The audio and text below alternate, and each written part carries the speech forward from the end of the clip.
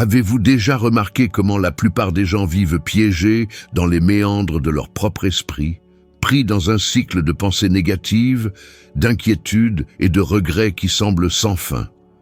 Ils se réveillent fatigués, s'endorment l'esprit tourmenté, et passent leur vie à attendre un changement extérieur, alors qu'en réalité, la prison est en eux. Marc Aurèle, empereur romain et l'un des plus grands philosophes stoïciens de l'histoire, l'avait compris il y a près de 2000 ans. Pourtant, même au XXIe siècle, des milliards de personnes restent asservies par les mêmes ennemis invisibles, leurs propres pensées.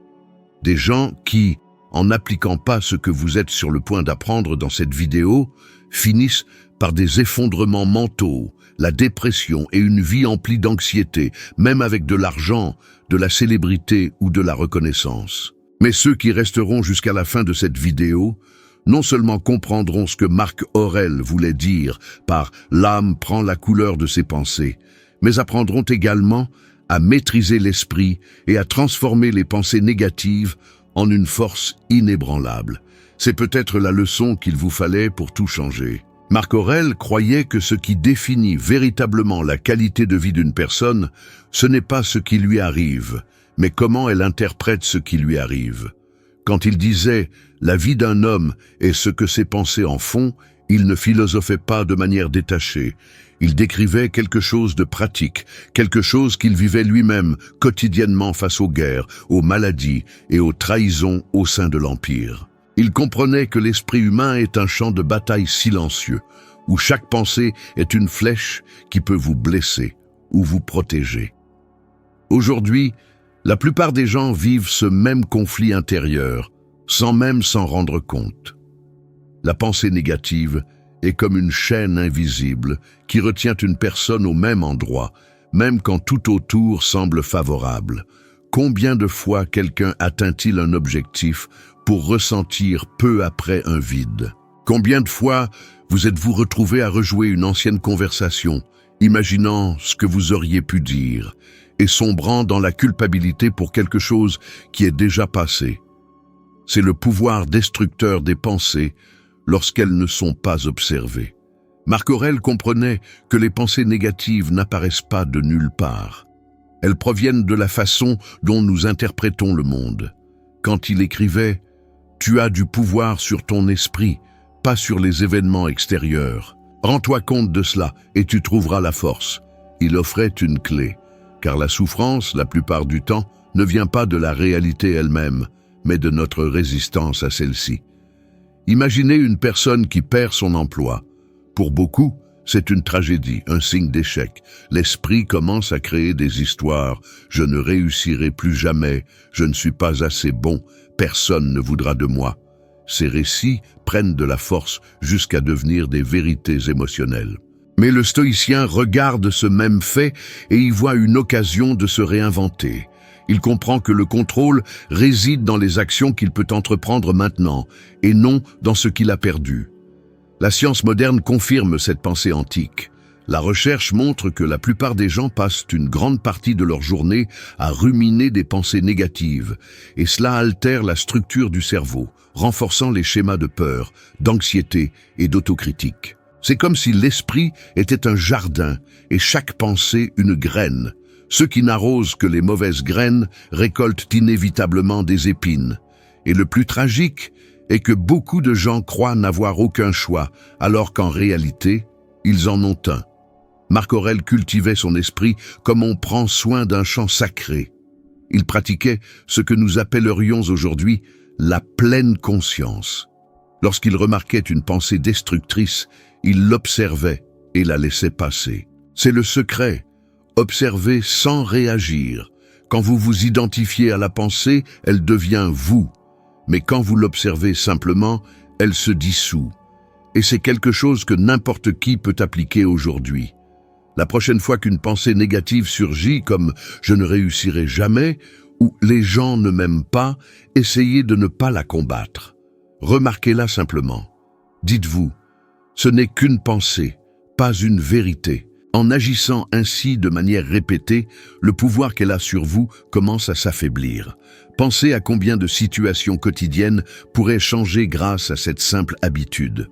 Dans la circulation, quand quelqu'un vous coupe la route et que la colère monte, vous pouvez choisir de réagir avec fureur ou simplement respirer et passer à autre chose.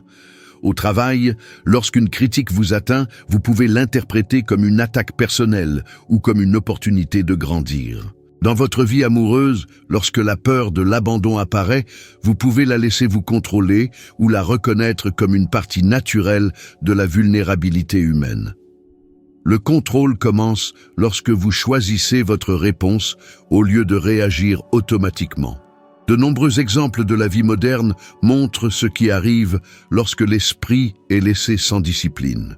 Des personnes talentueuses, riches et admirées qui ont tout perdu parce qu'elles ne pouvaient pas gérer leurs propres pensées. L'auto-sabotage en est le reflet.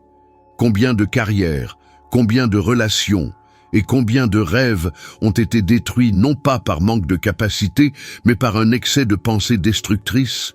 La peur, le doute et la colère sont comme des voleurs silencieux qui envahissent, dérobant la paix intérieure. Mais l'inverse est également vrai. Lorsque l'esprit est maîtrisé, il devient le plus grand allié. Marc Aurèle était un empereur, mais aussi un homme entouré de chaos. Pourtant, il parvenait à dormir en paix. Il n'avait pas besoin de silence extérieur pour trouver la tranquillité, car le silence existait déjà en lui. C'est cela le véritable pouvoir. Il existe une métaphore simple qui l'explique. Imaginez la mer un jour de tempête. Les vagues sont violentes, le vent est fort et tout semble hors de contrôle. Mais plus vous plongez profondément, plus la mer devient calme. Les pensées sont les vagues, la conscience est le fond de l'océan. Quand vous apprenez à plonger en vous-même, le bruit de la surface perd de son pouvoir. Et c'est là, dans la profondeur de votre être, que vous découvrez la vraie paix. Marc Aurèle ne parlait pas d'un idéal inaccessible, il parlait d'une pratique quotidienne. Chaque jour, à chaque instant, vous avez la possibilité de choisir le type de pensée que vous allez nourrir. Et ce choix, accumulé au fil du temps, façonne votre destin. Comme il le disait lui-même, l'âme prend la couleur de ses pensées. Par conséquent, cultiver un esprit tranquille n'est pas seulement un acte de sagesse, c'est un acte de survie. Car le monde peut être turbulent, mais en vous peut régner un empire de calme si vous décidez de gouverner avec conscience. Marc Aurèle vivait à une époque où l'Empire romain était constamment entouré de guerres, de conspirations et de maladies. Pourtant, il maintenait une sérénité presque inimaginable pour quelqu'un portant le poids de diriger l'un des plus grands empires de l'histoire. Il comprenait que le véritable chaos n'était pas à l'extérieur, mais à l'intérieur des gens. Quand il disait « Si tu es affligé par quelque chose d'extérieur, la douleur ne provient pas de la chose elle-même, mais de ton estimation de celle-ci », il révélait l'une des plus grandes vérités de la vie. La souffrance naît de la façon dont nous interprétons les événements et non des événements eux-mêmes. Et c'est précisément cette interprétation qui, à l'ère moderne, a détruit l'équilibre mental de tant de personnes. Aujourd'hui, l'ennemi n'est plus le champ de bataille, mais l'esprit surstimulé, l'excès d'informations, le bombardement constant d'opinions et la peur de ne pas être à la hauteur ont créé une génération surmenée. Les gens ne sont pas fatigués de ce qu'ils font, ils sont fatigués de ce qu'ils pensent en le faisant. Ils passent des heures à comparer leur vie à celle des autres, mesurant leur valeur personnelle en fonction des « j'aime » et des abonnés, et sont frustrés de ne pas atteindre une image qui, la plupart du temps, n'est même pas réelle. Marc Aurèle dirait que c'est le symptôme d'un esprit qui s'est égaré. Il écrivait « Le bonheur de ta vie dépend de la qualité de tes pensées ». Cela signifie que plus vous nourrissez votre esprit de comparaison, de critique et de doute, plus il devient une source de malheur. Le problème est que ce malheur est silencieux. Il n'apparaît pas soudainement, il s'accumule progressivement. Une personne commence par se sentir juste fatiguée, puis démotivée, et quand elle s'en rend compte, elle vit déjà en pilote automatique, sans énergie, sans enthousiasme et sans clarté. L'esprit devient un tourbillon qui consume tout ce qu'il touche. Et le pire est que plus on essaie de s'échapper, plus on s'enfonce. Marc Aurèle n'avait pas les réseaux sociaux, mais il connaissait ce schéma d'emprisonnement mental. Il savait que les êtres humains ont tendance à s'accrocher à tout ce qu'ils ne peuvent pas contrôler. Et c'est précisément cela qui détruit la paix intérieure. Si nous regardons autour de nous, il est facile de voir comment cela se manifeste. Pensez à combien de personnes à succès ont perdu leur équilibre précisément au moment où elles semblaient tout avoir. La chanteuse Britney Spears, par exemple, était l'incarnation du succès mondial. Des millions de personnes voulaient lui ressembler. Mais à l'intérieur, son esprit était en chute libre, épuisé d'essayer de se conformer à des attentes impossibles. Ce que Marc Aurèle lui aurait dit est la même chose qu'il se disait à lui-même. Ne perds plus de temps à discuter de ce que doit être un homme bon. Sois-en un. En d'autres termes, ne vivez pas en fonction de l'approbation des autres. Vivez en fonction de ce que vous pouvez contrôler, vos actions, vos pensées et vos attitudes.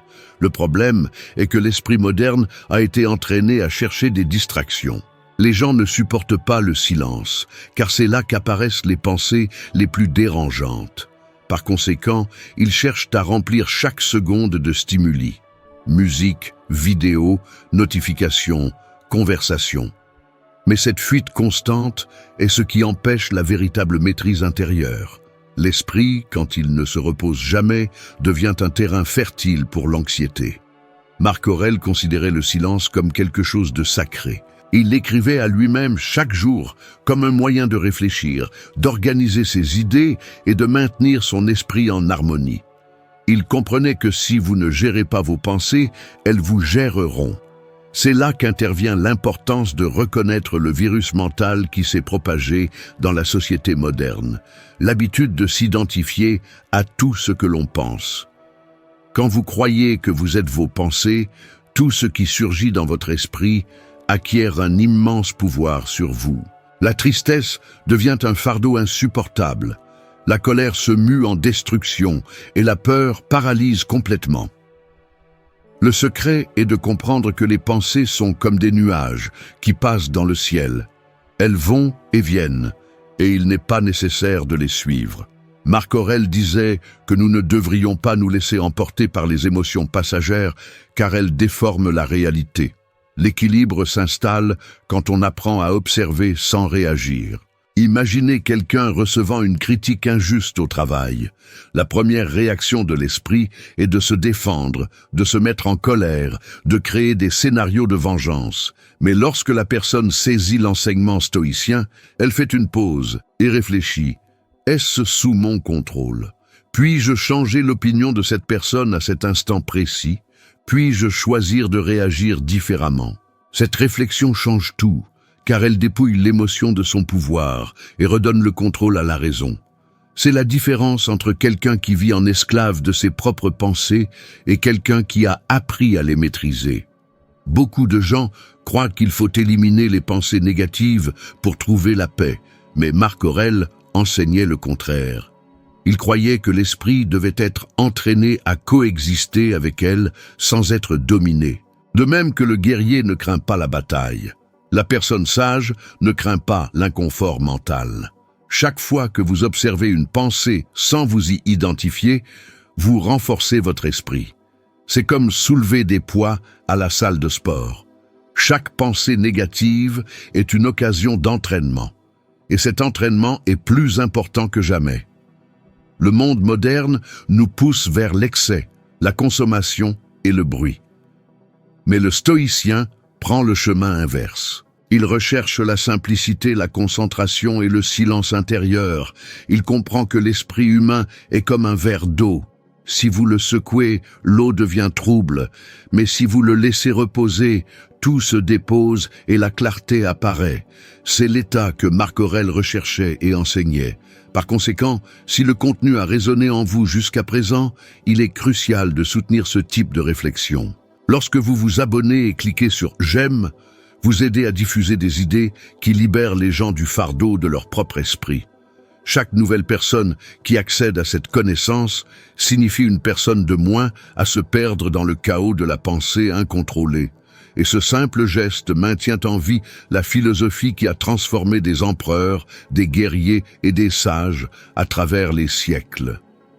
Contrôler l'esprit ne signifie pas le faire taire, mais apprendre à diriger sa force. Marc Aurèle savait que la véritable maîtrise intérieure commence lorsqu'un individu comprend qu'il ne peut empêcher certaines pensées d'apparaître, mais qu'il peut décider quoi en faire. Il écrivait chaque jour pour rester lucide au milieu des pressions du pouvoir, des douleurs de la vie et des tentations de l'ego. Ses notes n'étaient destinées à personne d'autre qu'à lui-même. C'était son exercice quotidien de maîtrise de soi. Cette simple pratique est ce que beaucoup appelleraient aujourd'hui un dialogue interne conscient. Un moment où l'on s'observe sans masque, sans jugement, uniquement avec le désir sincère de comprendre ce qui se passe en soi. Quand Marc Aurèle a dit « Tu as le pouvoir sur ton esprit, pas sur les événements extérieurs. Rends-en compte et tu trouveras la force », il enseignait une technique qui valait plus que n'importe quelle théorie. Il savait que l'esprit est comme une rivière. On ne peut empêcher l'eau de couler, mais on peut décider où elle ira. Le secret n'est pas de lutter contre les pensées, mais de les rediriger. C'est un art que peu maîtrisent, car la plupart des gens croient que contrôler l'esprit est la même chose que réprimer les émotions.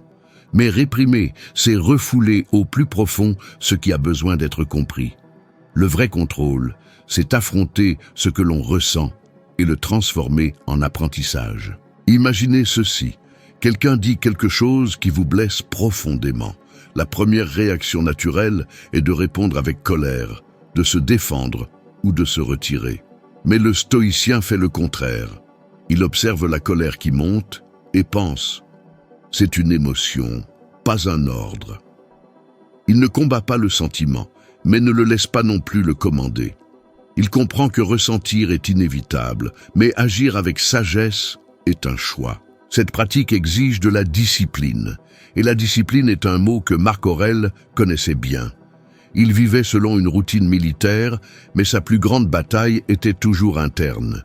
Il savait que le chaos du monde ne peut détruire quelqu'un qui gouverne bien son propre esprit. Aujourd'hui, les psychologues appellent cet exercice d'autoperception un outil thérapeutique. La recherche montre que les personnes qui écrivent régulièrement sur ce qu'elles ressentent peuvent réduire considérablement leur niveau de stress et d'anxiété. Et ce n'est pas un hasard. Lorsque vous écrivez, vous prenez le poids des idées invisibles et les transformez en quelque chose de concret. C'est comme prendre un nœud de votre poitrine et le poser sur la table. Marc Aurèle faisait cela pour se rappeler que chaque pensée, aussi confuse soit-elle, pouvait être ordonnée, remise en question et reconfigurée. Il traitait l'esprit comme un terrain d'entraînement. Chaque jour, il identifiait les faiblesses et renforçait les vertus. Ce même principe peut être appliqué aujourd'hui. Lorsque vous vous sentez dépassé, incertain ou irrité, essayez de faire ce qu'il faisait. Prenez une feuille de papier et écrivez ce qui vous traverse l'esprit. Ensuite, demandez-vous, est-ce sous mon contrôle ? Si ce n'est pas le cas, apprenez à lâcher prise. Si ça l'est, agissez. Cette simple distinction entre ce qui dépend de vous et ce qui n'en dépend pas change complètement la façon dont vous réagissez à la vie. Elle empêche les petits problèmes de se transformer en catastrophes internes. Keanu Reeves est un exemple contemporain de quelqu'un qui semble comprendre profondément cette philosophie. Malgré les pertes dévastatrices et les tragédies personnelles qu'il a vécues, il a conservé une attitude sereine face à la vie. Au lieu de succomber à l'apitoiement sur soi, il a choisi le calme, le silence et la concentration. Dans chaque interview, il démontre qu'il ne cherche pas à contrôler le monde, mais seulement la manière dont il y réagit. C'est l'essence du stoïcisme. Le vrai contrôle ne concerne pas l'extérieur. Il concerne l'intérieur. Marc Aurèle croyait que la maîtrise de soi commence par une vigilance constante sur ses propres pensées. Il disait que l'âme prend la couleur de ses pensées. Par conséquent, ce que vous répétez mentalement devient le fondement de votre identité.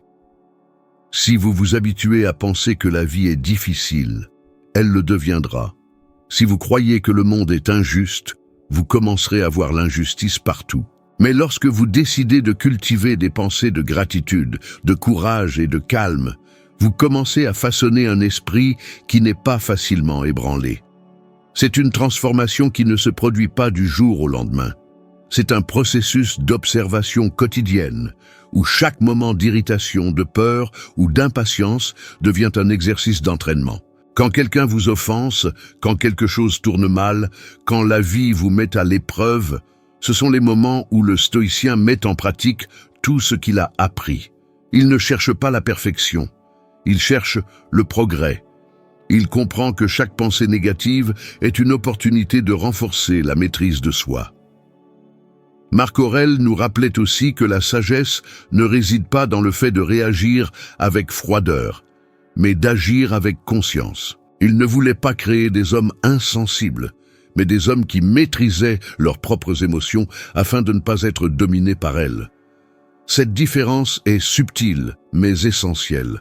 La maîtrise de soi n'est pas l'absence de sentiments, c'est la présence de la raison.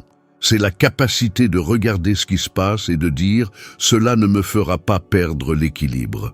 Imaginez une situation courante. Vous êtes dans les embouteillages, quelqu'un vous fait une queue de poisson, et l'impulsion est de crier, de klaxonner ou de jurer. Mais à ce moment-là, si vous appliquez la philosophie stoïcienne, vous réaliserez que la réaction émotionnelle ne change pas le fait, elle ne fait que vous épuiser. Vous prenez une profonde inspiration et choisissez de continuer paisiblement. Ce choix, répété quotidiennement, est ce qui façonne l'esprit inébranlable que Marc Aurèle a décrit. Chaque jour où vous pratiquez le contrôle de l'esprit, vous vous éloignez de l'esclavage émotionnel et vous vous rapprochez de la liberté intérieure. Car la vraie liberté n'est pas de faire tout ce que l'on veut, ce n'est pas d'être emporté par des impulsions qui vous éloignent de qui vous êtes vraiment. Marc Aurèle, bien qu'étant l'homme le plus puissant de son époque, comprenait cela mieux que quiconque. Il savait que le plus grand empire que l'on puisse gouverner est son propre esprit. Marc Aurèle passa les dernières années de sa vie entouré de douleur, de solitude et de la fragilité de son corps. Il fit face à des maladies, perdit des êtres chers et vit l'empire qu'il gouvernait sombrer dans des crises constantes. Malgré tout, il continuait à écrire sur la sérénité, la gratitude et le sens de la vie. Il comprenait que la douleur était inévitable, mais que la souffrance était optionnelle. Dans l'une de ses réflexions les plus profondes, il a dit « L'obstacle est le chemin ». Cette phrase résume le cœur de sa philosophie et révèle une vérité intemporelle. Tout ce que vous évitez, tout ce qui semble être un fardeau, peut être précisément ce qui vous fortifiera. Aujourd'hui, dans un monde qui fuit la douleur à tout prix, cet enseignement devient plus nécessaire que jamais.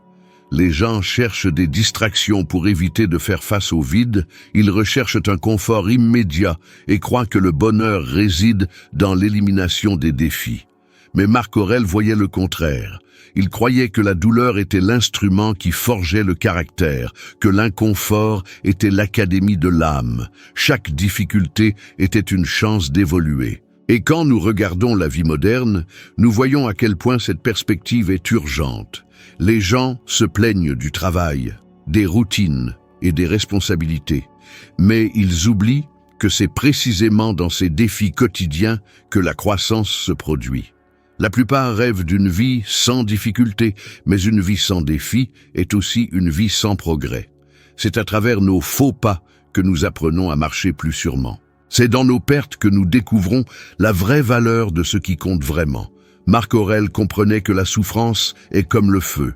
Elle peut détruire, mais elle peut aussi forger. Son impact dépend entièrement de la façon dont on choisit de la manier. Il a affronté la douleur physique et émotionnelle sans jamais céder au statut de victime, tandis que beaucoup de puissants se laissaient absorber par les fastes et les plaisirs.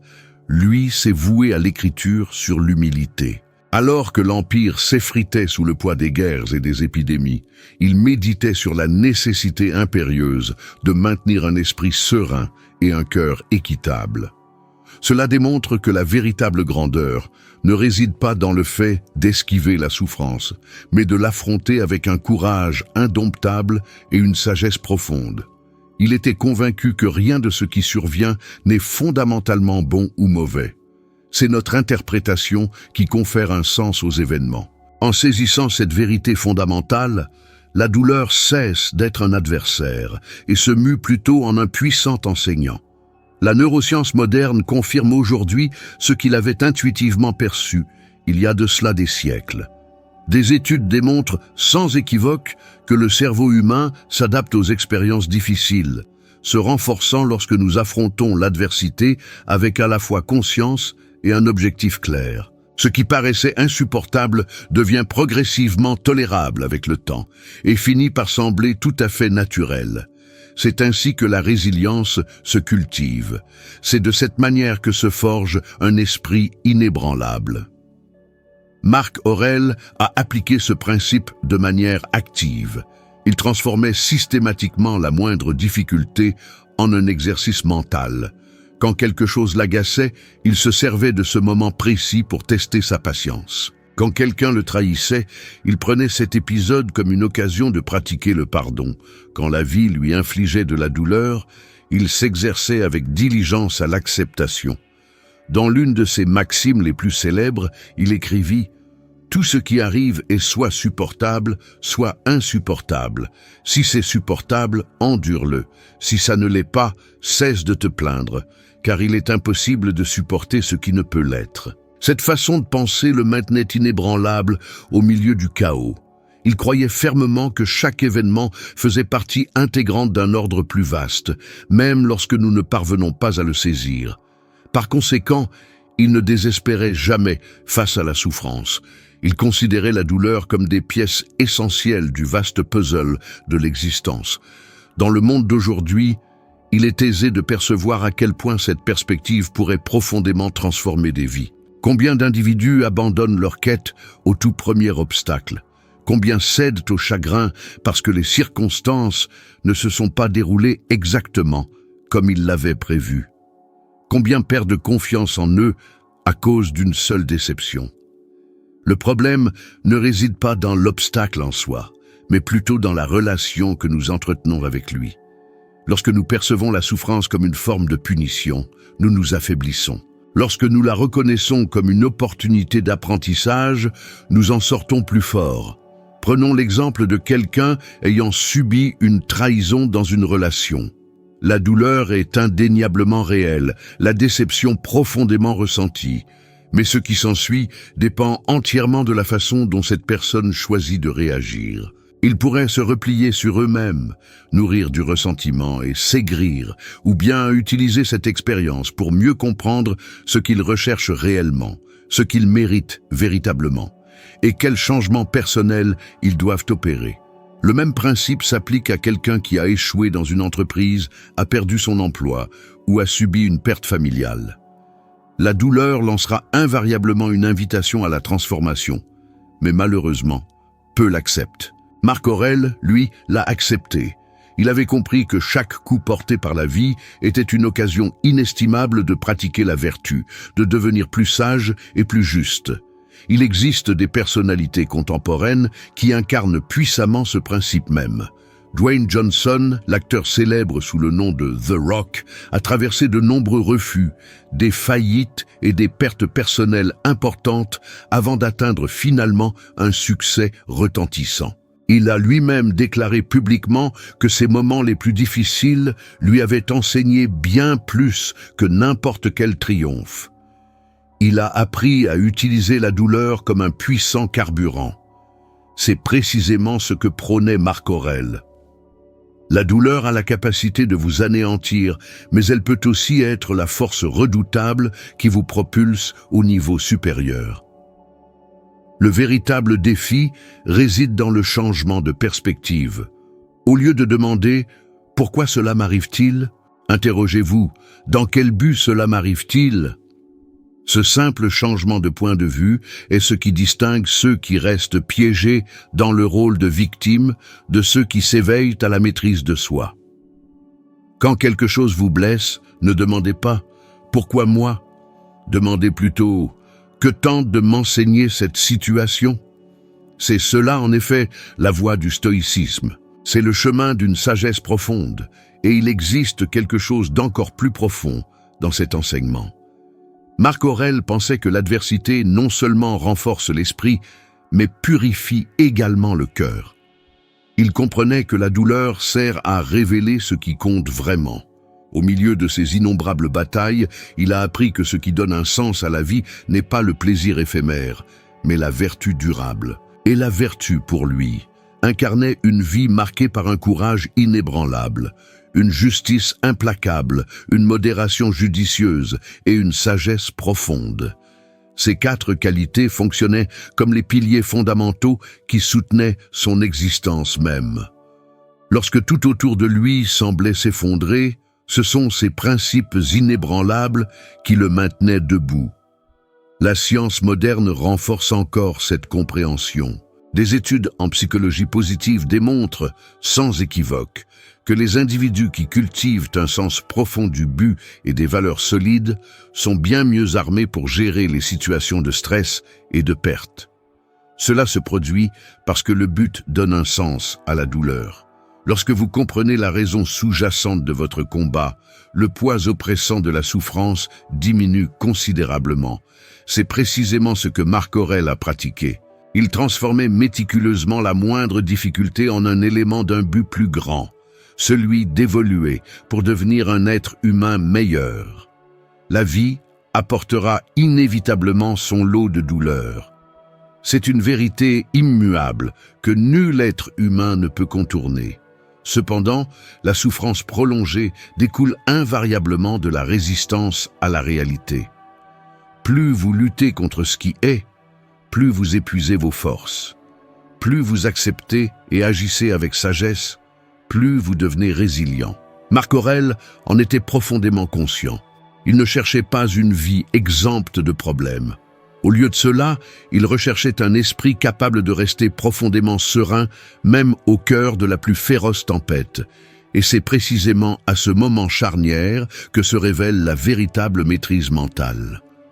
Lorsque vous commencez à percevoir les obstacles comme des opportunités, les pertes comme des leçons inestimables et la douleur comme vos enseignants, votre esprit devient absolument invincible. Vous n'êtes plus une simple victime des circonstances, mais plutôt l'auteur souverain de votre propre réponse. Marc Aurèle est apparu comme un puissant symbole de cette force tranquille, qui éclot lorsque l'âme comprend que tout ce qui survient peut servir de carburant à la croissance. Il a découvert que sous le voile de la douleur, il y a invariablement une invitation pressante à l'évolution. Au cours de la semaine à venir, chaque fois que quelque chose vous irrite, vous frustre ou vous attriste, rappelez-vous ces paroles profondes. L'obstacle est le chemin. Utilisez cette pensée comme un bouclier impénétrable. Considérez chaque défi comme une épreuve décisive. Observez comment le simple fait de changer votre perspective transforme fondamentalement un fardeau en pouvoir. Et en temps voulu, vous réaliserez que votre esprit, autrefois dominé par des pensées négatives, se métamorphose en votre plus formidable allié. Car une fois que vous maîtrisez votre façon de penser, absolument rien d'autre ne conserve le pouvoir de vous détruire. Avec chaque enseignement de Marc Aurèle, nous en venons à reconnaître que la vie nous apporte toujours précisément ce dont nous avons besoin, même si ce n'est pas toujours ce que nous désirons. Les difficultés persistent, sans aucun doute, mais elles acquièrent désormais une nouvelle signification, un but revitalisé. Et lorsque vous modifiez fondamentalement la façon dont vous percevez la souffrance, vous découvrirez qu'aucune douleur n'est capable de vous dominer, car la véritable puissance réside intrinsèquement en vous.